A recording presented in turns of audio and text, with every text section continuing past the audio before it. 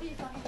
Tous nos remerciements au Rav Ohayon qui a accepté, Israël Ohayon, qui a accepté d'être notre orateur, nous fait l'honneur et la joie d'être notre orateur. Nous sommes très très nombreux, je dirais, dont la vie a été vraiment changée, la relation avec Hachem et notre façon de réagir dans la vie par les vidéos du site Joie de Vivre. Et j'ai mis récemment plusieurs de vos vidéos, Rav, dans notre Facebook. Et ce matin, on a vu, c'est vous qui parlez dans la vidéo, comment ça s'appelle, inverser le cours des choses, qui est époustouflante. Et donc, notre vie a été beaucoup changée par tous ces enseignements. Et c'est pourquoi nous avons souhaité à la fois travailler avec vous à Paris et aussi avec le Rav Harouche et le Rav Liberato et toute votre équipe en Israël. Bezrat Hashem quand on fera le voyage en Israël aussi. Donc merci beaucoup d'avoir accepté d'être notre orateur aujourd'hui et qu'Hachem vous inspire tous les mots dont nous avons besoin. Amen. Parce que tout le monde traverse des périodes difficiles et c'est vraiment le message dont nous avons besoin chacun. Voilà, c'est pas un secret. Comme ça c'est clair. Dans tous les secteurs de alors, la vie. J'ai pris le bon voilà, livre comme alors. Ça. Voilà. Sans le savoir. C'est le jardin de la foi universelle. Non, des louanges. Ah, le jardin des louanges. En plus c'est le mien, c'est mon nom. Daya. Ah oui, Daya. Bon, Hachem, bon, Hachem. Et oui. Bon, je suis très content d'être là déjà. C'est un grand plaisir de voir qu'il y a des gens comme ça qui cherchent à se renforcer, qui cherchent la vérité et qui avancent dans ce chemin-là. Je pense qu'il n'y a rien de plus beau dans ce monde que de voir ça, grâce à Dieu. Et bon, déjà je voulais vous raconter une petite histoire. Il y a un vieux monsieur comme ça. Il fête avec sa femme ses 40 ans d'anniversaire de mariage. Alors, c'est un monsieur, oui, il faut que je vous précise, c'est un monsieur qui est très radin. Très radin. Bon. Et donc, c'est les 40 ans d'anniversaire de mariage et il va voir sa femme. Et il lui dit, bon chérie, 40 ans d'anniversaire de mariage, je pense qu'il faut marquer un minimum le coup quand même. Alors, je vais te faire un cadeau. C'est normal. Il lui dit, je te laisse choisir le cadeau. Alors sa femme déjà, elle est étonnée qu'il y ait un cadeau, qu'en plus elle peut choisir. Et il lui dit, ou je te donne un billet de 500 €, ou alors je te donne mon nouveau téléphone. Tu choisis. Alors elle réfléchit, elle se dit, bon, si je prends le billet de 500 €, je le connais celui-là, il va me faire une entourloupe, je l'aurai pas. Je sais que je l'aurai pas. Alors je vais lui demander son nouveau téléphone. Alors elle va le voir, elle dit voilà chérie, j'ai bien réfléchi. Pour nos 40 ans d'anniversaire de mariage, je vais prendre ton nouveau téléphone. Alors il regarde, il dit bien sûr ma chérie, avec plaisir. Alors note 06 13.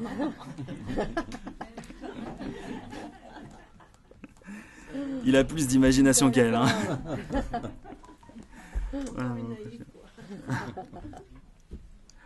Bon, Hachem. Alors, je sais pas exactement à quel point chacun ici a déjà étudié, a déjà écouté des cours et donc j'avais pensé faire comme ça assez large. Je pense que c'est bien, ou après sinon s'il y a un truc particulier, mais bon, d'après ce qu'on m'a annoncé... Il y a un temps de questions après ou un temps de partage après. Ok, mais d'après ce que vous m'avez dit au début, je pense que ça correspond. C'est bien. Alors déjà, je voulais vous poser une question, voir un petit peu ce que chacun pense sur ça. Est-ce que vous savez, ou peut-être quelle est votre pensée, on va dire, sur la raison pour laquelle Hachem, tout le monde sait qui c'est Hachem ? Le Créateur, Dieu, le Tout-Puissant, l'Éternel, il a beaucoup de noms. Voilà, je connaissais pas ça, c'est bien. La raison pour laquelle Hachem, il a décidé de nous créer.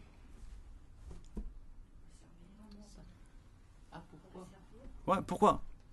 Voilà. Hachem, il s'est dit, je vais les créer. Pourquoi ? Qu'il y ait de la joie dans le cœur. Qu'il y ait de la joie, ouais, par amour, pour le servir. Donc, octroyer son bien. C'est bien. Alors c'est bien, je vois que déjà vous avez un peu étoffé le sujet. La relation avec lui. La relation avec lui, exactement. Alors Hachem, il nous a créés pour une seule raison. Pour une seule raison, Hachem nous a créés. Il nous a créés que pour nous faire du bien. C'est la seule raison pour laquelle Hachem nous a créés. Et Hachem, je vais même vous dire plus que ça. En réalité, la seule chose qu'il sait faire Hachem, c'est du bien. Hachem, il ne sait pas faire autre chose que le bien. Et voilà, c'était ma première question. J'ai une deuxième question à vous poser. La deuxième question, c'est, d'après vous, ce que vous pensez, c'est pour qu'on fasse quoi Hachem, il nous a créés. Qu'on fasse du bien aux autres autour de nous. Qu'on fasse du bien aux autres, qu'on le serve. C'était 2 fois la même réponse, je crois, non? Qu'on le serve. Pour continuer son travail. Pour continuer son travail. Ok. C'est-à-dire continuer à créer. Ok. Je suis content parce que là, il y a moins de réponses. Ouais, c'est pas mal. Ça. Alors, qu'on soit heureux. Ouais. Vous parlez Bon, que du bien. Vous dites qu'Hachem, ce n'est que pour le bien. Et alors la notion du bien et du mal, c'est quoi par rapport à Dieu? Cette notion. Parce qu'il y a le bien, mais il y a vraiment le mal et il existe. C'est quoi cette c'est une notion? question intéressante. Faire du bien à quelqu'un, c'est faire qu'il ressent quelque chose d'agréable. Bien sûr. C'est tout. C'est que ça. Parler du bien dans le sens de l'amour, l'amour en général, hein, bien sûr. L'amour de la vie, l'amour des parents, l'amour de la personne, d'accord. Alors, venons on reste sur la question. Donc, pour qu'on fasse quoi Hachem, il nous a créés? La réponse, c'est Hachem, il nous a créés pour qu'on apprenne à le connaître. Ça veut dire, Hachem nous a créés pour qu'on grandisse en foi. C'est tout. Le travail de n'importe quel être humain sur Terre, qu'il soit juif, qu'il soit pas juif, ou qu'il soit, qu'est-ce qu'il soit, qui il est, peu importe. Quelle que soit l'époque, le lieu, l'endroit, c'est toujours le même travail. C'est grandir dans la foi. Grandir dans la foi.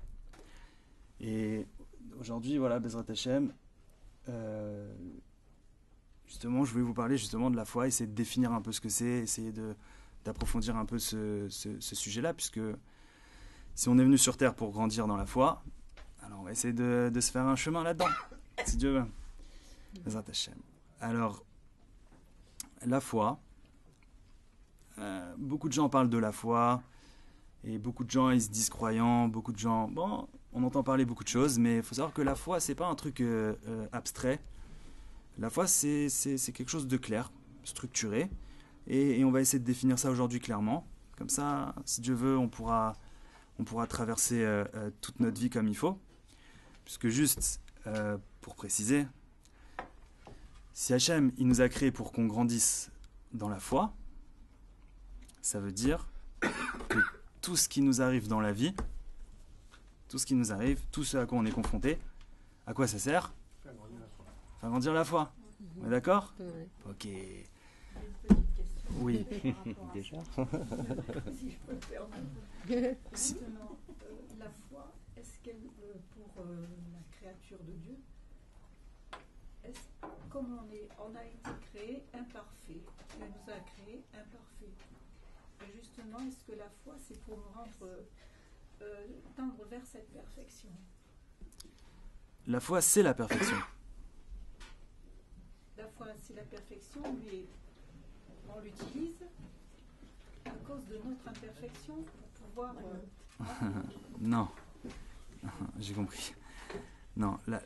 Quelqu'un qui a une foi parfaite, il est appelé parfait. Le niveau d'une personne, c'est défini par son niveau dans sa foi. Ok? Si vous voulez, on va en reparler. Parce que ça va venir tout ça. Ok? Avec plaisir. Avec plaisir. C'est un gros sujet. Hein. C'est normal qu'il y ait beaucoup de questions et vous inquiétez pas, ça va. Si Dieu veut, ça va venir. Quand on n'a pas la foi, on fait quoi? On s'en va. Quand on n'a pas la foi, Quand on n'a pas la foi, on s'en va de chez vous. mon Rav, il chante une chanson sur ça. Il chante comme ça, il chante. Il dit, où t'as la foi, ou tu vis dans le Gehinam. Le Gehinam, c'est l'enfer. Parce que dans ce monde-là, c'est comme ça. Dans ce monde-là, où tu vis avec la foi, ou ta vie, c'est un enfer.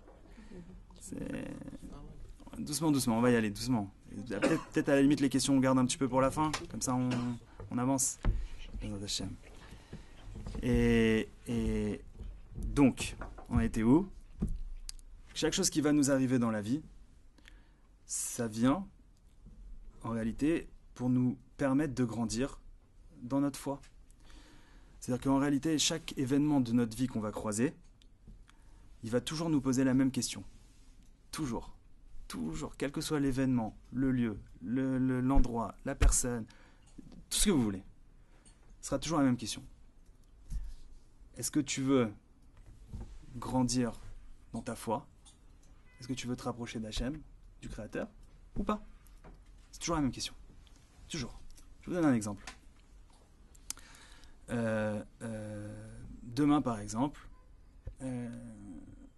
vous avez soif, ok? Vous passez devant, je sais pas moi, une épicerie, bon, et il y a une bouteille d'eau comme ça qui est posée dehors. Voilà, il fait chaud, il n'y a pas d'eau, c'est pas comme maintenant, que ça tombe du ciel tout seul.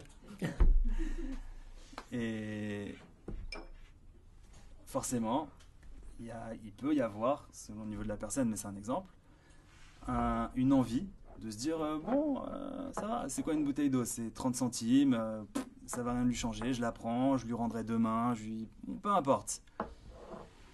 Donc, nous on pense que la question, c'est quoi? C'est, est-ce que tu vas voler? Ah, c'est pas bien, tu vas voler? Ou est-ce que tu vas pas voler? Ah, c'est bien de pas voler? Ok, non, ça c'est la question, mais sans la profondeur de ce qu'il y a derrière. En réalité, la question qu'Hachem il est en train de nous poser, c'est est-ce que tu veux te rapprocher de moi? Ça veut dire, est-ce que tu veux te renforcer dans le fait que tu gagneras jamais quelque chose en faisant le mal? Tu gagneras rien. Tu peux la voler cette bouteille d'eau, tu vas te désaltérer, mais au final, c'est sûr que tu perdras. Tu es sûr que tu vas perdre. Comment? Il y a beaucoup de chemins. Hachem, il a beaucoup de chemins. Donc, est-ce que tu vas te renforcer? Renforcer dans quoi? Dans le fait que si je fais ce qu'Hachem m'a dit de ne pas faire, alors c'est pas bien. Et vu que c'est le système d'Hachem qui dirige le monde, et que je ne peux pas gagner en faisant ce qui est mal dans ce système-là, dans ce qu'Hachem m'a dit de ne pas faire, alors je gagne rien. Donc si je vais dans ce chemin-là, je me renforce là-dedans. Et c'est quoi que je renforce? Je renforce ma croyance, je renforce ma foi qu'il y a un créateur qui est là. Et sinon, si la personne elle dit non, moi, elle s'invente une raison, peu importe. En réalité, qu'est-ce que la personne elle est en train de faire? Elle est en train de rater son occasion de se rapprocher d'Hachem. Là, je vous ai expliqué l'exemple de la bouteille d'eau. Mais ça, vous pouvez le mettre n'importe quelle situation de votre vie, depuis votre naissance jusqu'à votre décès, jusqu'à votre mort à 120 ans, Bezrat Hachem. Chaque épreuve qu'on traverse, c'est cette question-là qui est devant nous. Aucune autre. Aucune autre. Et chaque situation de vie, c'est qu'une invitation à grandir dans sa foi. C'est que ça. Hachem, il fait que ça. Parce que de toutes les façons, Hachem, il a créé le monde pour qu'on se rapproche de lui. Alors moi, toujours, je m'amuse à poser la question, c'est à quoi se rapprocher d'Hachem? Prendre une pioche, aller creuser sous le cotel et creuser... Et à un moment, tu arrives à un endroit et tac, tu creuses la dernière pierre, il y a Hachem là. C'est sûr que c'est pas ça. Se rapprocher d'Hachem, c'est le faire rentrer dans sa vie, grandir avec lui, vivre avec lui. C'est grandir en Emouna, tout ça c'est la même chose, tout ça c'est grandir dans sa foi, c'est tout la même chose. Et en réalité, ce dont on a parlé là, ok, ça c'est ce qu'on va appeler la première étape de la foi. Ok, la foi c'est plusieurs étapes, ça c'est la première. C'est une bonne idée de noter. C'est encore une meilleure idée, si vous voulez, c'est déjà noté dans les livres, mais c'est une bonne idée de noter pour se souvenir que la première étape dans la vie, quel que soit l'événement qu'on traverse, c'est de le rattacher à Dieu. Le rattacher à Hachem. C'est pas un hasard, c'est pas si j'ai tel travail avec tel patron qui me fait ce qu'il me fait, si je sais pas, si j'ai reçu la pluie aujourd'hui, si je suis marié avec telle madame ou tel monsieur, c'est pas pour rien. C'est Hachem aussi qui a fait ça. Ah. Je sais qu'en général, le sujet du couple, ça embrouille. C'est dur. Ça coûte trop cher de voir Hachem dans l'autre, c'est mieux de le voir lui. Au moins, on peut lui crier dessus. C'est difficile de crier sur Hachem. Après, si tu te dis c'est Hachem, je vais lui crier dessus. C'est compliqué. Donc ça, c'est la première étape de la foi. Alors je voulais juste remonter encore un petit peu avant. Parce que la première étape de la foi, on peut même mettre une première étape dans cette première étape. C'est que on est dans une génération où c'est écrit dans les livres déjà, depuis 200 ans. Comme ça, Rabbi Nachman, il avait écrit que on est dans une génération où il va y avoir un déluge d'hérésie qui va se déverser. Il y a eu un déluge d'eau, c'était à Parashat Noach d'ailleurs la semaine dernière. Il y a eu un déluge d'eau, et à la fin des temps, notre époque à nous, un déluge d'hérésie va se déverser dans le monde. Pourquoi je vous dis ça? Parce qu'il faut savoir que aujourd'hui, rien que de croire en Dieu, c'est loin d'être une évidence. Surtout en France. Moi, on m'a toujours dit la France, c'est un pays laïque. Moi, je dis la France, c'est plutôt un pays athée. Voilà, ça me regarde, mais c'est pas le sujet, mais en tout cas, voilà. Et vu qu'on a grandi dans cet environnement-là, c'est important d'être capable de regarder à l'intérieur de soi et de se dire, est-ce que vraiment je crois en Dieu? Est-ce que vraiment je crois qu'il y a un créateur? Est-ce que vraiment je crois qu'il y a Hachem dans le monde ou pas? Et peut-être j'ai des doutes. Et ça fait un peu peur de regarder ça. Parce que, voilà, c'est une grande faiblesse, on va dire. Mais quand on a une voiture, ouais, et que la boîte de vitesse, elle marche pas, ou il y a un problème dans la voiture, vaut mieux aller réparer la boîte de vitesse que de faire semblant que tout va bien. Ok, surtout quand c'est le moteur. Et voilà, c'est pas grave. Être capable de se regarder, de dire est-ce que vraiment je crois, et de se mettre au clair sur ça.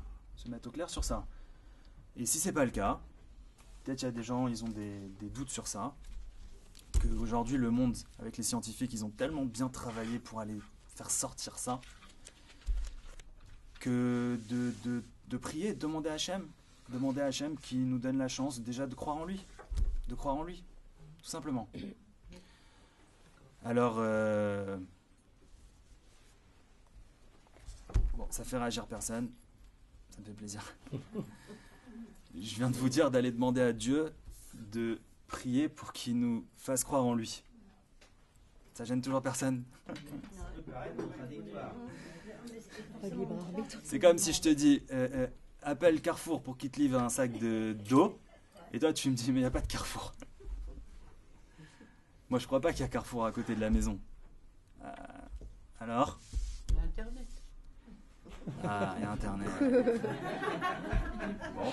Il y a le drive. Alors, on peut demander à Internet, à Google, est-ce que Dieu existe? On va voir. Carrefour, il vous livre. Carrefour, il vous livre? Ben, Hachem aussi, il nous livre. Bon, Hachem. Alors, pourquoi je vous parle de ça? Parce que, en réalité, je vais vous dire un truc très clair. Dans ce monde-là, Dieu, il a créé le libre arbitre. Si Dieu, il a créé ce monde-là pour qu'on grandisse dans la foi, ça veut dire que, on a vu tout à l'heure que le libre arbitre, c'est quoi? C'est croire ou pas croire. Et ça, sachez une chose, il faut se le mettre bien clair dans la tête. Celui qui veut trouver toutes les raisons du monde pour pas croire, il les aura. Il les aura. Celui qui veut trouver toutes les raisons du monde de croire, il les aura. Mais ça, c'est ton libre arbitre. Tu décides. Tu décides. Maintenant, Baruch Hashem, Hashem, il a un... C'est pour toi, pour prendre des notes, Yves-Marie, que je t'ai donné le papier, au lieu d'écrire sur une serviette. Voilà. Baruch Hashem, Hashem, il nous a donné un joker dans cette histoire. C'est que, au fond de nous, au fond de chacun d'entre nous, le point le plus profond qu'il y a à l'intérieur d'entre nous, c'est la foi. C'est la foi. Parce que si ce monde-là, il a été créé pour la foi, si une personne, elle arrête de croire 100%, elle quitte ce monde instantanément. Instantanément. C'est pas possible. Ça veut dire quoi? Pourquoi je vous dis ça? Pour dire que chacun, on a une âme, chacun on a un cœur, avec une âme qui vibre à l'intérieur. Et au fond de nous, le point le plus profond, c'est la foi. C'est-à-dire que la foi, elle est incrustée plus profondément en nous que l'hérésie, que l'incroyance. Et c'est pour ça que même quand on a des doutes sur l'existence de Dieu, on peut aller prier et demander à Dieu la foi qu'il est là. Pourquoi? Parce que même si dans ta tête, dans ton esprit, tu dis « Ah, je sais pas, j'ai un doute, je suis pas sûr, machin », au fond de ton cœur, l'information, elle est là. Elle est là. Et c'est pour ça que, de toutes les façons, la foi, elle finira par gagner. De toutes les façons, le travail, il finira par se faire. Les gens, ils se retourneront vers Hachem, quoi qu'il se passe. C'est qu'une question de temps. Amen. Et quand on fait la Hamida, c'est la prière que on prie. Je sais pas si tout le monde connaît ça. Donc on fait une prière 3 fois par jour. En tout cas, les Juifs font une prière 3 fois par jour. On fait une prière. Et la première bénédiction qu'on fait dans cette prière, on dit à Dieu que c'est le Dieu de nos ancêtres, de Avraham, Yitzhak, Yaakov, qu'il est au-dessus de tout. Voilà, on décrit comme ça.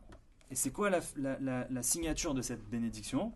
C'est source de bénédiction, tu es Hachem, le bouclier d'Avraham. Je sais pas si beaucoup font la Hamida ici. Vous n'êtes jamais posé la question, c'est quoi le bouclier d'Avraham?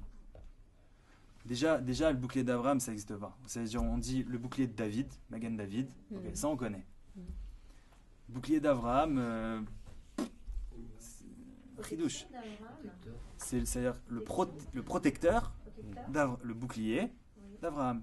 Protecteur d'Avraham. Alors, il y a des gens comme ça, on peut faire la Hamida pendant 60 ans, 3 fois par jour, et on ne sait même pas ce qu'on dit dedans. Alors, c'est intéressant. Hein? Ça existe. Ouais, je sais. C'est pas pour rien que je dis ça. Alors, c'est quoi ça? C'était qui Avraham? C'est qui Avraham? Pourquoi Avraham c'est le premier? Pourquoi c'est le premier qu'on cite dans l'histoire? Ah, c'est le premier croyant. C'est le premier croyant. Vous savez ce qu'il faisait Avraham pendant sa vie? Vous savez ce qu'il faisait de sa vie Avraham? Toute la journée, il cherchait Dieu. Mais pas seulement. C'est le premier qui a commencé à diffuser Dieu. Avraham, il n'a pas cherché Dieu. Parce que Noach aussi, il connaissait Dieu. Avraham, il a diffusé Dieu. Et donc, sa vie, il faisait quoi, Avraham? Il allait d'une ville à l'autre, comme ça. Il prenait des bouts de parchemin, un stylo, et il écrivait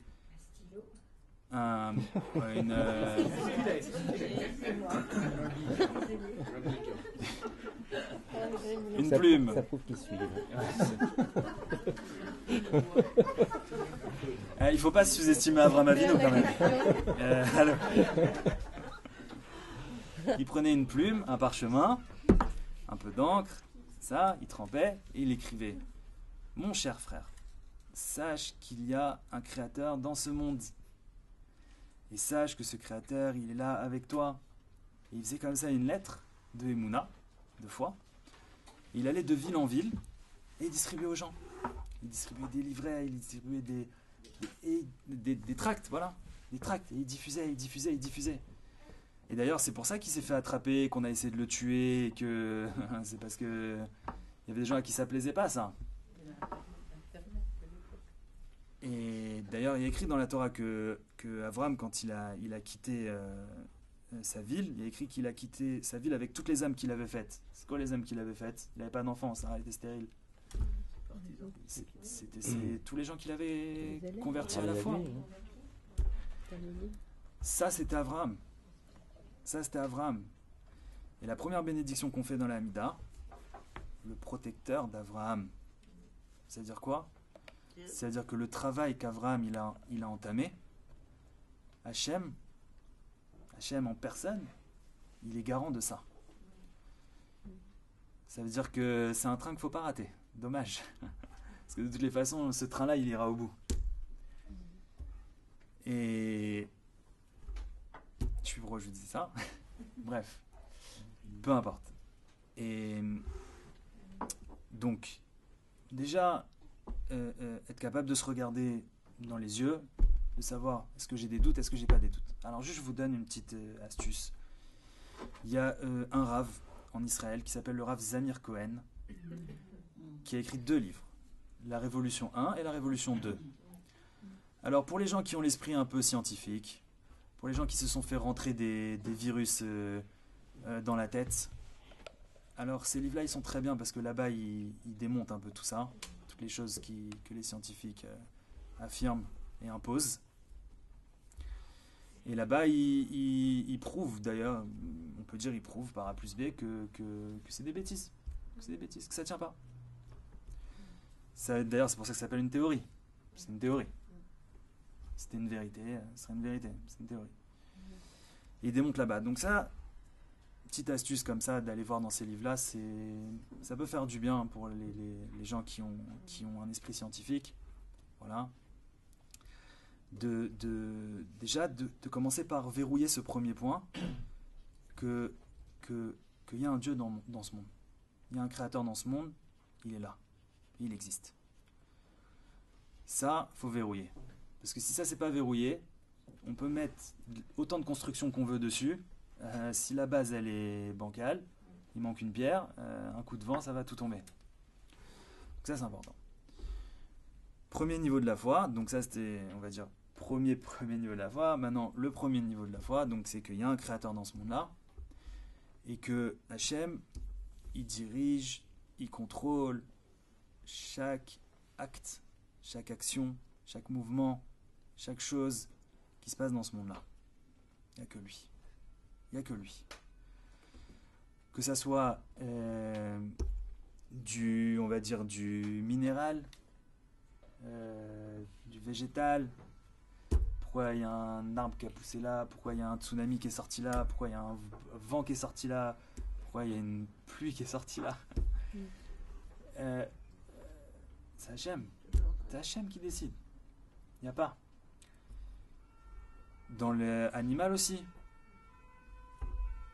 Pourquoi quelqu'un il marche dans la rue, il se fait attaquer par un chien, attrapé par un chien. C'est Hachem. C'est Hachem qui a décidé. Et le niveau plus dur déjà, les autres. Ceux qui nous entourent.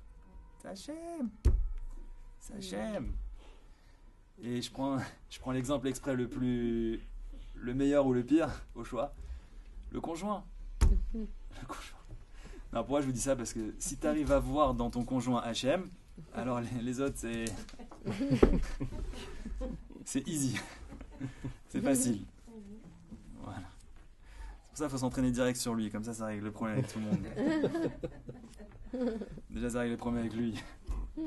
Well. Et ça demande, en fonction de combien d'heures par jour chacun va prier, ça peut demander quelques mois, quelques années d'arriver à bien rentrer ça. Et c'est un renforcement de chaque instant. On a dit, chaque chose qui nous arrive, c'est une invitation à grandir dans la foi. C'est-à-dire que chaque chose qui nous arrive, c'est une invitation à comprendre et à intégrer et à vivre que c'est Hachem qui a fait. C'est Hachem qui a fait. C'est que lui. C'est personne d'autre. Il n'est pas méchant. Il n'est pas mauvais. C'est Hachem. C'est Hachem. C'est tout. C'est Hachem. Il n'y a rien à faire. C'est Hachem. Et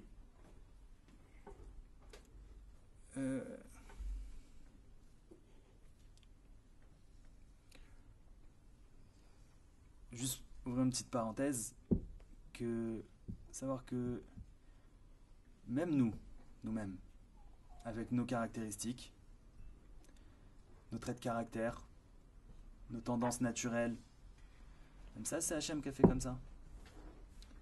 Et même le mauvais penchant qu'on a à l'intérieur de nous, c'est Hachem qui a fait comme ça. Alors bien sûr, on a un travail à faire sur ça. On a un travail, c'est sûr. Mais savoir. Si tu as des défauts, t'as pas été les acheter au supermarché.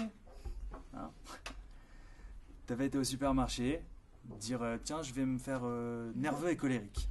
C'est sympa. Hachem qui a fait. Il y a un travail, attention. J'ai pas dit qu'on n'a pas de travail. On a un travail. Mais juste pour vous dire jusqu'où ça va. Et ben, c'est un autre sujet, ça en soi, mais. Donc ça, c'est le premier niveau de la foi, qui est donc sous-divisé en plusieurs, vous avez compris, en plusieurs petits. Vous voulez dire quelque chose? Est-ce que c'est là précisément que se place la notion de libre arbitre? Tout à fait. Exactement. Exactement. Ça, c'est un. Exactement. C'est exactement. C'est, dans l'absolu ou ça n'est qu'un exemple? C'est-à-dire que la place de libre c'est-à-dire que notre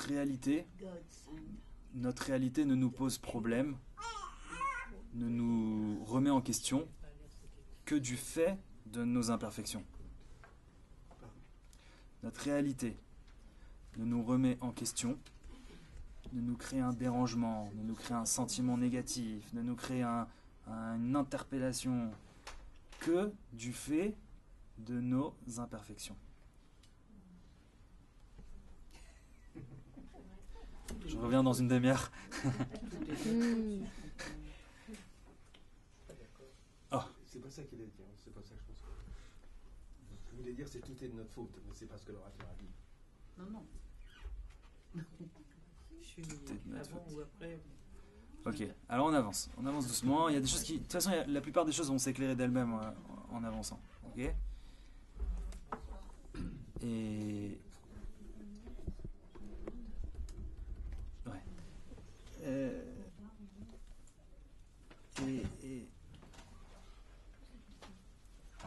Et comme on a dit, juste par rapport au libre arbitre, c'est-à-dire que chaque fois qu'il y a une question comme ça qui vient, une remise en question, à chaque fois qu'en fait on exerce notre libre arbitre, on a une possibilité de l'exercer, ce sera toujours la même question.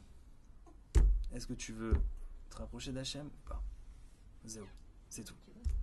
Ce sera toujours la même question, et si Dieu veut, on donnera toujours la même réponse. Amen. Amen. Admettons qu'on fasse pas le choix qu'il faut. Est-ce que Hachem le permet quand même? Est-ce que c'est quand même dans sa volonté? Est-ce qu'il nous ramènera un moment? Je sais pas. Bien sûr. C'est un sujet profond, compliqué, qui prend du temps, mais il n'y a pas d'inquiétude. Ça veut dire que quoi qu'il se soit passé dans le passé, quoi qu'il soit passé dans notre passé, c'est toujours rattrapable.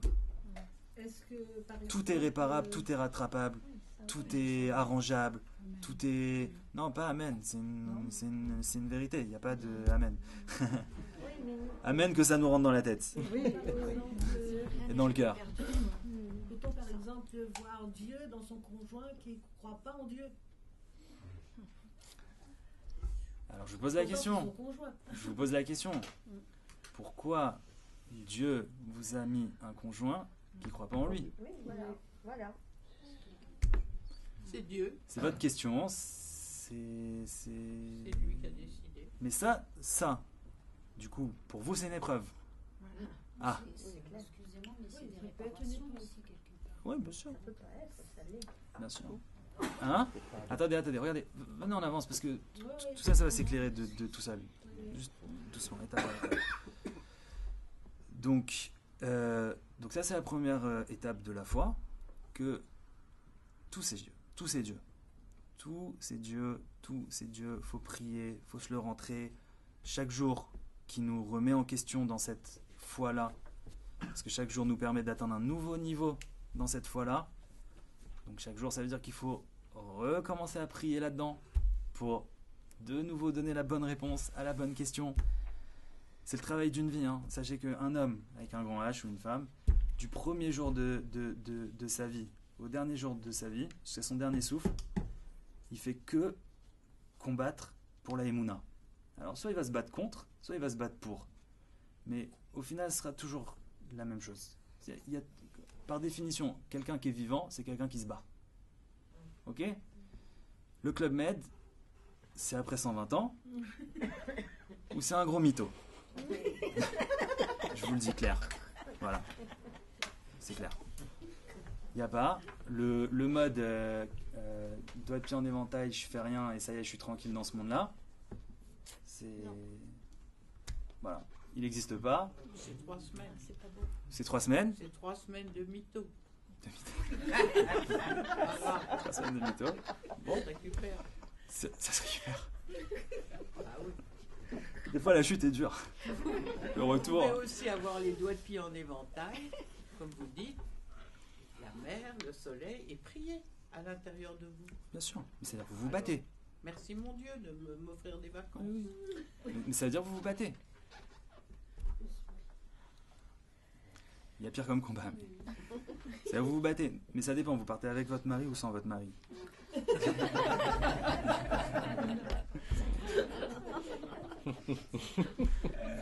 Elle n'a pas répondu. Hein. Il est pas là. Président est variable la prochaine fois. Donc ça, c'est le premier niveau de la limonade. Donc je vous disais, du premier jour de sa vie au dernier jour de sa vie, un homme, il se bat, un homme, il combat.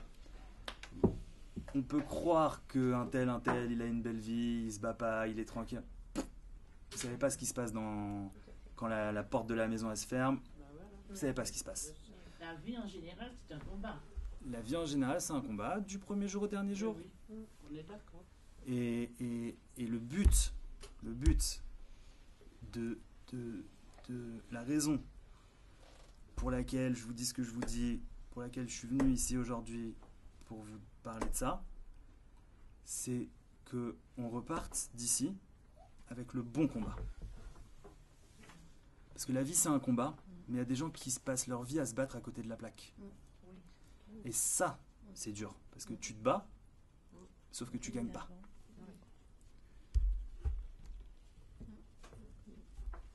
Le bon combat dans la vie, c'est le combat de la foi. Les autres... Donc ça, c'est le premier niveau d'Aïmouna. Le deuxième niveau, voilà, on va arriver par rapport à ce que vous avez demandé au début de la conférence. Alors accrochez-vous bien. Hein. Le deuxième niveau de la foi. Ok. Allez, respirez un grand coup comme ça. Souffle. Le deuxième niveau de la foi, c'est que tout ce que Dieu fait, tout, c'est que du bien. C'est que du bien. C'est que du bien. Dieu, il fait pas autre chose que du bien. Dieu, il n'est que bon, il n'est qu'amour, il n'est que miséricorde, il n'est que bonté, que compassion, que générosité, qu'amour. Et Dieu ne fait que du bien. Que du bien. Que du bien. Que du bien. Alors je sais que là il y a le Yetzerara là. Ah, il est pas content là. Là il vient d'entendre un truc. Vous savez pourquoi il est pas content? Pourquoi il est pas content? Parce que le Yetzerara il sait que si ça rentre dans le cœur, bye bye. Fini. Chômage. Il sait. Il sait. Il sait. C'est pour ça que ça fait mal. C'est dur, ça fait mal. On se dit mais quoi, mais comment, et ça, et ça. C'est comme ça. C'est aussi normal de se poser des questions. Bien sûr. Bien sûr. Vous avez dit Je dis, ceci dit, il a été créé pour ça. L'État. Ouais, bien sûr. Bien sûr. Alors, je vais en profiter pour faire une petite parenthèse sur ce deuxième niveau de la foi, que tout est pour le bien. Donc bien sûr, quand je dis c'est le deuxième niveau, c'est pas le deuxième niveau, genre d'abord il y a le premier, on fait tout le premier, ensuite on passe au deuxième, on fait tout le deuxième. C'est des étapes. C'est-à-dire que chaque événement dans notre vie, il passe par ces étapes. D'abord, je le rattache à Hachem, et ensuite, je le fais rentrer à l'intérieur de moi, le fait que c'est du bien, que c'est pour le bien. Ok ? Faut faire chaque jour, on fait ces étapes-là. Sur chaque chose, on se renforce, on fait ces étapes-là. Il y a 4 principales raisons qui font qu'une personne, elle n'arrive pas à accepter que quelque chose c'est pour le bien. 4.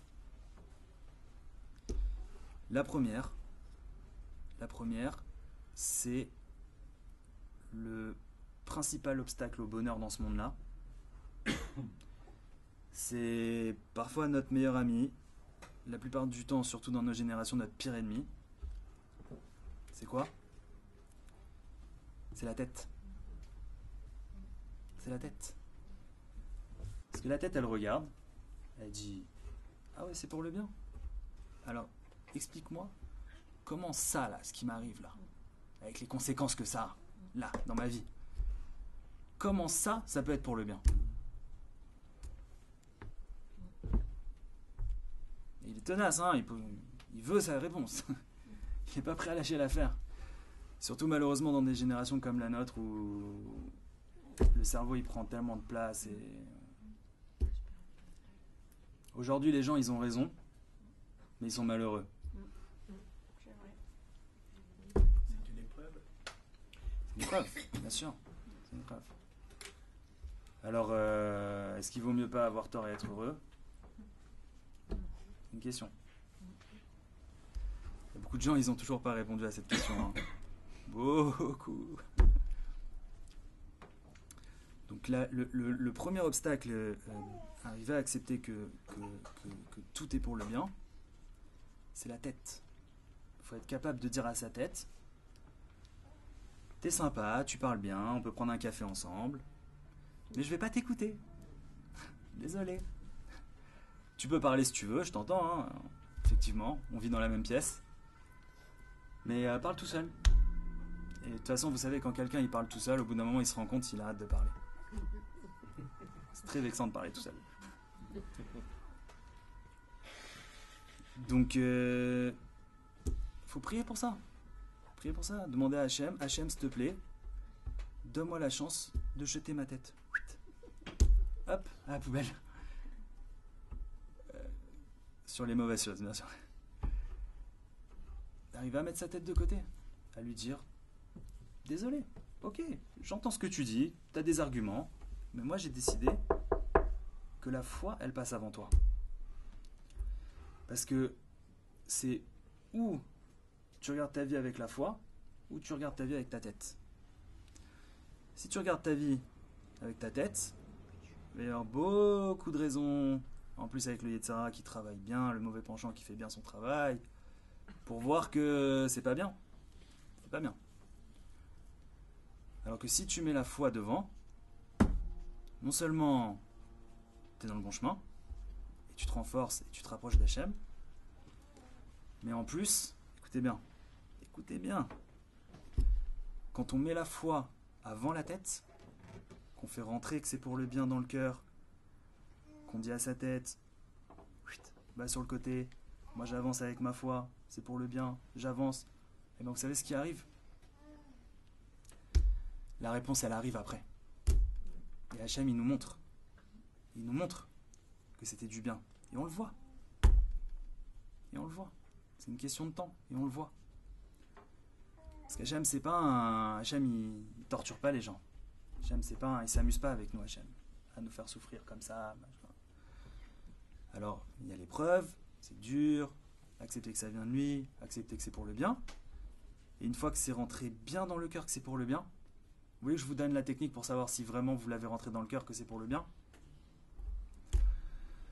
Vous vous enfermez comme ça dans votre chambre, vous prenez votre pire problème, le truc qui... le pire, et vous dites à Hachem comme ça, Hachem, merci. Merci pour ça. Merci pour ce conjoint. Merci. Merci. Merci pour mon patron. Ouais. Merci pour le banquier.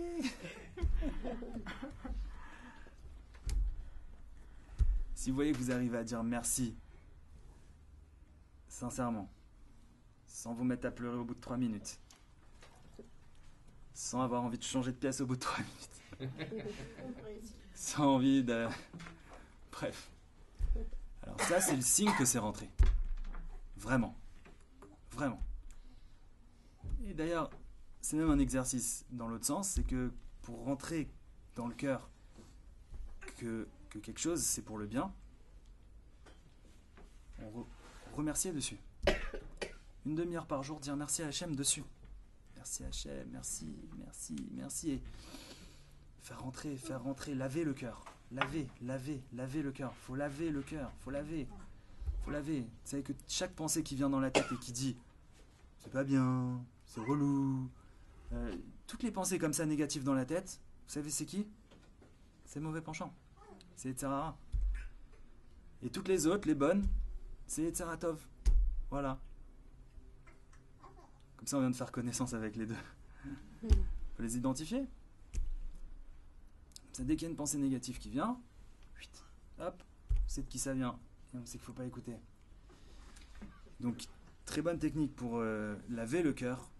Passer une demi-heure par jour à remercier sur le problème. Remercier. Il faut laver. Vous savez, le sentiment dans le cœur qu'il y a quelque chose qui n'est pas bien dans notre vie, vous savez comment ça s'appelle?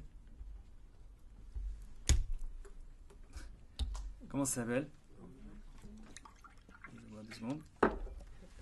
Mauvaise conscience, culpabilité. Culpabilité, mauvaise conscience.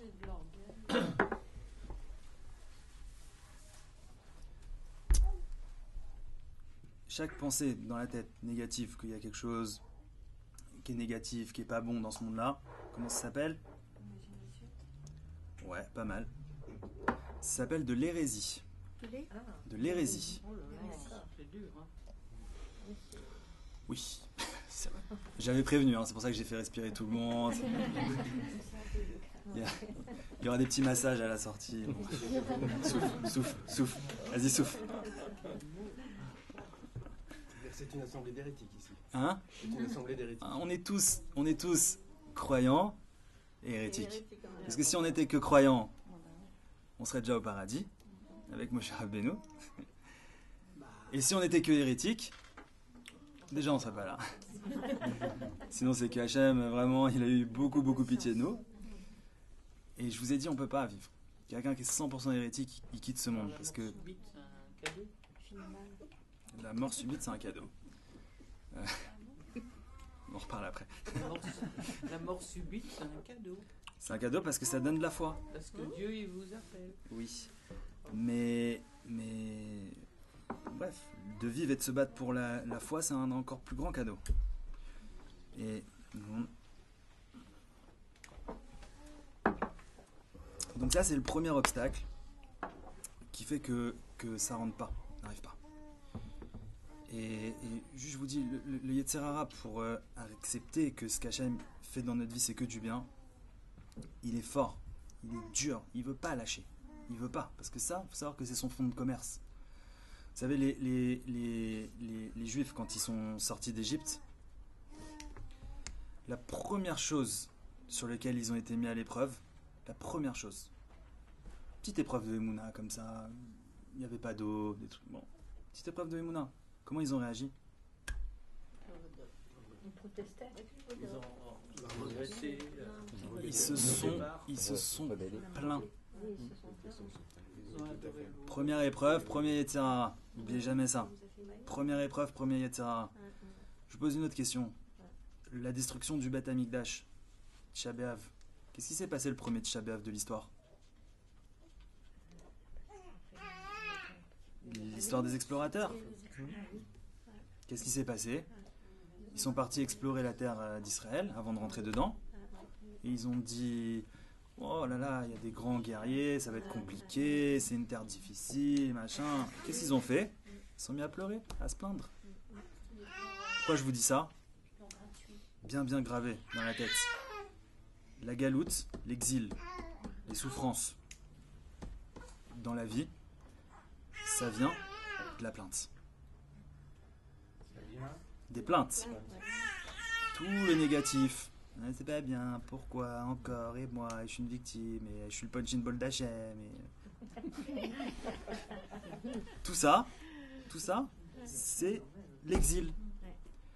Mais attention, c'est même pas que c'est ça qui a causé l'exil. C'est que dans ta vie, ton exil, c'est ça. Tes souffrances, c'est ça. Les souffrances de chacun viennent de ça. Que de ça. Donc ça, voilà, la première raison pour laquelle on n'arrive pas à accepter, c'est la tête. Priez, demandez à Hachem, Hachem, aide-moi à mettre ma tête de côté. Je veux pas comprendre, ça m'intéresse pas, je veux vivre avec ma foi. Je veux avancer avec ma Emouna avant tout. Après, je comprendrai. Quand Dieu veut, je comprendrai. Quand Dieu voudra, je comprendrai. De toute façon, on peut pas comprendre tant que c'est pas gravé dans le cœur que c'est pour le bien. Hachem, il a fermé ce système. Deuxième raison.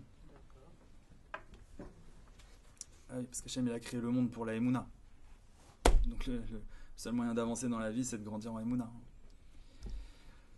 Deuxième point, deuxième difficulté, c'est quand ce qui se passe, ça contredit notre volonté. Alors Hachem, il t'a envoyé tel mari ou telle femme. Ah, mais toi, tu voulais autrement. Bon, t'es d'accord, ça vient d'Hachem, t'es d'accord de jeter ta tête. Mais moi, je voulais ça. Moi, je veux ça. Moi, je veux ce métier-là, et je l'ai pas. Moi, je veux des enfants comme ça, je les ai pas. Moi, je veux ce compte en banque-là, je l'ai pas. Ok, ça vient d'Hachem. Ok, je mets ma tête de côté, j'accepte de pas comprendre. Et moi, je veux.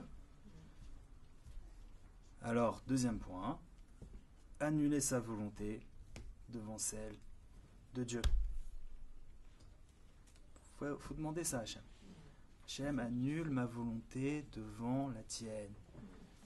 Annule mon ego, annule mon orgueil, annule tout ça devant toi. Annule.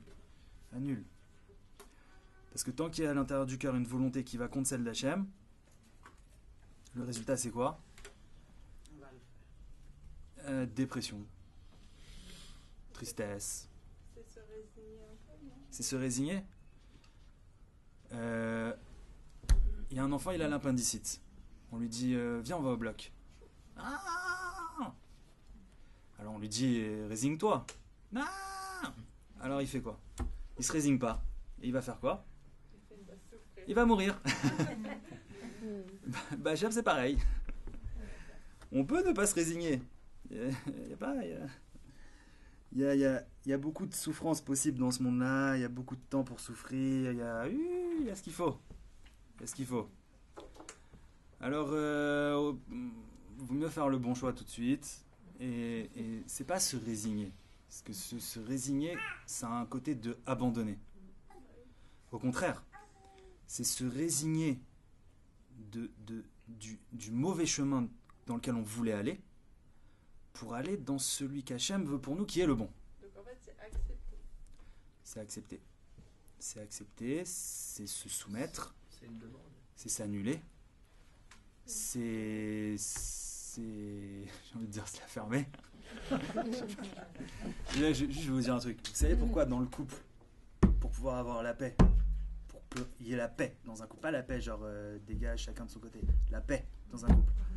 Vous avez remarqué que souvent, il faut s'annuler. Parce que c'est pas le moment. Ok? ça là, c'est quoi? C'est un entraînement. Hachem il dit allez, t'as besoin d'apprendre un peu à t'annuler, je t'ai envoyé un entraîneur. Ça, le couple dans la vie, c'est le comment dire, les gens ils payent des coachs. Hachem il nous a donné un coach gratos toute la journée. Il se réveille avec toi, il se couche avec toi, il s'endort avec toi, il fait des enfants avec toi. Et voilà. Et après ce que t'as pas réglé avec lui, tu le retrouves chez tes enfants. Comme ça tu peux pas dire c'est lui. C'est tes gosses. Tu peux pas divorcer de tes gosses. Et Hachem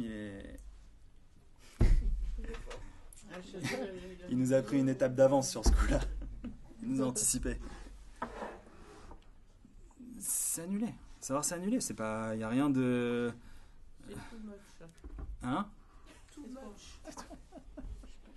Regardez, juste je vous dis un truc. C'est lourd. Juste je vous dis un truc. Tout ce qu'on dit là, Très lourd. c'est comme si vous arriviez en fac de médecine le premier jour et on vous explique le programme pour devenir professeur. Vous allez vous dire j'ai envie de crever. Voilà. Maintenant, doucement. Tout ça, tout ce qu'on est en train de parler là, On va devenir expert. il y a 120 ans. Il y a 120 ans pour le faire rentrer. Hachem, il attend de personnes qui deviennent tout ça demain ou dans une heure. Hachem, il sait que ça va prendre 30 ans, 40 ans, 50 ans, 60 ans. Hachem, il a aucun problème avec ça. Hachem, il a un problème qu'avec celui qui travaille pas. Celui qui est là, qui essaye. Hachem, il a aucun problème avec ça. Aucun problème. Aucun problème. Juste Lui, non, mais nous, oui. Juste moi, je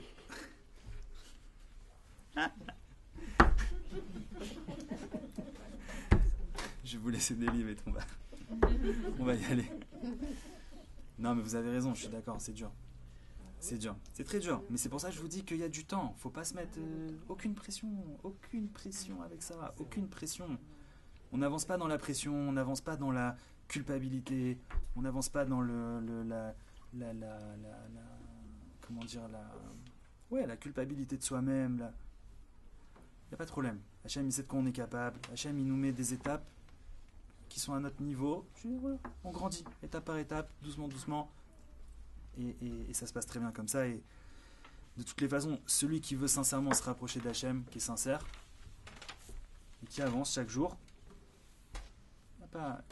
il n'aura pas de problème avec Hachem. Il va arriver à 120 ans là-haut, tu as fait ce que tu as à faire.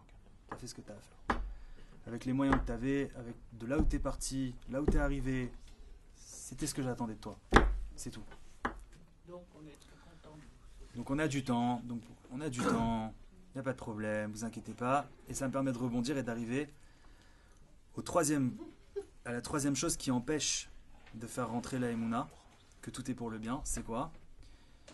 C'est que, faut savoir que la Emouna, aussi, ça vient d'Hachem. La Emouna aussi, ça vient d'Hachem. Et je vais vous dire même plus que ça. Vous pouvez demander... Au revoir. Vous pouvez demander plein de choses à Hachem dans votre vie. Vous pouvez lui demander une voiture, vous pouvez lui demander des enfants, vous pouvez lui demander une maison, vous pouvez lui demander plein de choses. Chocolat. C'est pas sûr que vous allez avoir. C'est pas sûr. Des fois, il faut donner, des fois, il faut pas donner. Là-haut, dans le ciel, ils savent comment gérer la personne pour qu'il reçoive ce qui est bon pour lui. La seule prière que quand on fait, on est toujours répondu. Quoi qu'il se passe. Automatique. C'est quand on demande à Hachem la Emouna, la foi. C'est la seule. Hachem, il a créé le monde pour ça. Tu viens, tu demandes ça. Tu as ça. Dans le ciel, mais qu'est-ce qu'ils vont faire? Ils vont dire, on va réfléchir si on va lui donner ou pas de la Emouna. Hachem va dire, mais je l'ai créé pour ça. C'est pas possible. Pourquoi je vous dis ça? Dire que tout ce qu'on a parlé là, de faire rentrer que c'est Hachem, de faire rentrer que c'est pour le bien, de tout ça, c'est que du temps de prière. C'est que du temps de prière. Si on se met à prier 1 heure par jour, de demander à Hachem de la foi, alors on va avancer à 50 km/h vers Hachem. Si on demande 1h30, on va avancer à 80 km/h. Si on demande 2 heures, on va avancer à 100 km/h. C'est tout. C'est tout. Chaque épreuve qu'on a dans la vie, en même temps que l'épreuve, il y a une dose de prière avec. Par exemple, faire rentrer dans le cœur que ton conjoint, c'est Hachem, et que comme il est exactement, c'est pour ton bien, ça peut être, je sais pas, 500 heures de prière, 200 heures, 100 heures, 50 heures. Voilà, moins que ça, c'est que c'est pas le bon. Non, je rigole. Et chaque jour, ça revient. Et chaque jour, on repart. Et chaque jour, Mais sachez que c'est un bonheur d'avancer comme ça. C'est un vrai bonheur d'avancer comme ça. C'est un vrai bonheur d'avancer comme ça. Pourquoi ? Parce que chaque événement de notre vie, on se construit avec. On grandit avec. Et on voit. On voit les résultats. On voit les résultats. On voit les résultats. C'est-à-dire que quand dans ton cœur, tu acceptes, tu crois que ça vient d'Hachem et que c'est pour le bien, alors s'ouvre devant tes yeux ce que tu vas gagner avec ça. Est-ce que ça va t'apporter ça, ce problème-là, ce qu'il est en train de t'apporter dans ta vie. Et ça, il n'y a pas un plus grand bonheur que ça. Il n'y a pas un plus grand bonheur que ça. C'est ça qu'on appelle se construire.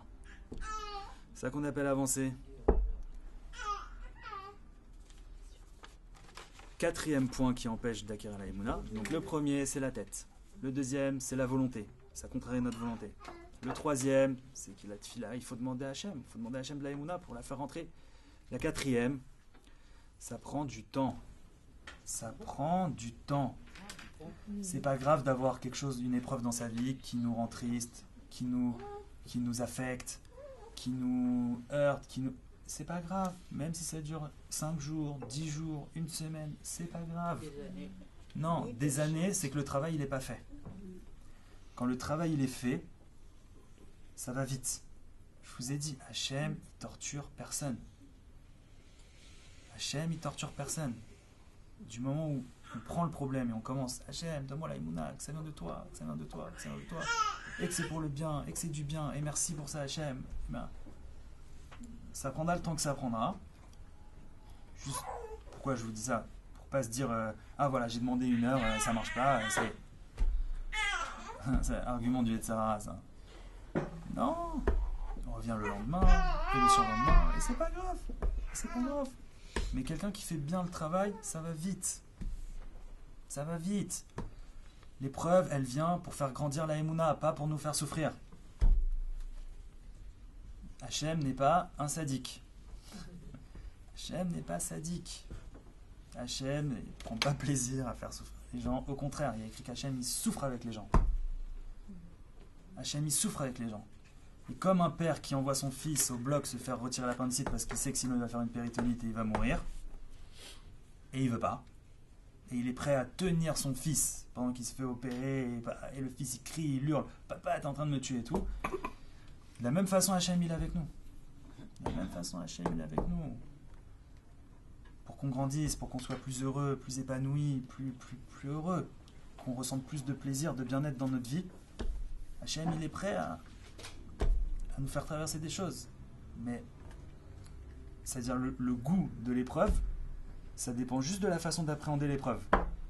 Celui qui appréhende l'épreuve comme il faut, ça se passe bien. Ça se passe bien. J'ai pas dit qu'il n'y a pas d'effort à faire. C'est sûr. Je vous ai dit, du jour de la naissance au jour de la mort, la vie, c'est un combat. C'est un combat. Mais déjà, regardez bien toutes les bontés qu'Hachem nous donne. Toutes les bontés qu'Hachem nous donne. Au Hachem, on a un toit. Au Hachem, on a à manger. Au Hachem, on est vivant. On est vivant. Vous savez que la vie, c'est pas un dû. La vie, c'est pas un dû. On n'a rien fait pour mériter notre vie. Hein.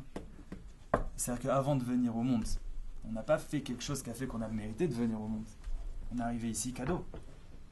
C'est cadeau. On est loin de ça. Hein. On est loin de vivre avec cette réalité-là. Et normalement, rien qu'on devrait dire merci toute la journée. Il n'y a que ça à faire. La vraie avodat Hashem, le vrai service divin, c'est de dire merci. Merci Hashem. Merci Hashem pour la santé que j'ai, merci Hashem pour les enfants, merci Hashem pour la nourriture, merci Hashem pour la voiture, merci Hashem pour mon lit, merci Hashem pour ma maison, merci Hashem pour l'électricité, merci Hashem pour l'eau, merci Hashem que j'ai des jambes, des bras, il y a des gens, ils en ont pas. Hein. Les yeux. Merci Hashem. Et parce que si on regarde en réalité la vie comme il faut, c'est que du remerciement, du matin au soir, du matin au soir, du matin au soir, du matin au soir. Et voilà. Et là, donc ça prend du temps. C'est du temps, c'est normal. Et la troisième étape de la Emouna, donc là on n'est plus dans la deuxième, que tout est pour le bien, on est dans la troisième, c'est que dans chaque chose il y a un message, dans chaque événement il y a un message grâce auquel on va grandir et se rapprocher d'Hachem. Et celui qui décide de vivre et de traverser tous les événements de sa vie avec ces trois étapes, 1, 2, 3, c'est un Hachem, c'est pour le bien, et regardez comment je peux grandir et évoluer avec ça, alors il peut, dans sa vie, il va faire que grandir, se rapprocher d'Hachem, kiffer, évoluer, ressentir du plaisir, aider les autres, diffuser. C'est que du bonheur. Hachem, il nous a créé une vie où on fait que aller d'un bonheur à l'autre. Que aller d'un bonheur à l'autre. Juste appréhender les choses correctement. Et Bezrat Hachem, on n'a que du bien qui nous attend, que des bonnes choses qui nous attendent, que aller de kiff en kiff. Il suffit juste de vivre les choses comme il faut. Et ça rejoint ce que je vous ai dit au début. Pourquoi Hachem il nous a créés? Pour nous donner, pour nous faire kiffer. Il faut juste diriger le vaisseau dans la bonne direction. C'est tout. Voilà, Bezrat Hachem, j'espère que ça vous aidera. Et je vous souhaite, en tout cas, je nous souhaite de nous renforcer chaque jour dans la Emouna, Bezrat Hachem, de grandir dans la foi. Hachem, il nous rentre dans la tête que tout c'est lui, qu'il nous rentre dans le cœur, dans la tête, que tout c'est que du bien. Bezrat Hachem, que ça rentre. Que Yetzirah il fasse ses valises et il sorte. Ça y est, ça fait trop longtemps qu'il est là. Et que des bonnes nouvelles, Bezrat Hachem.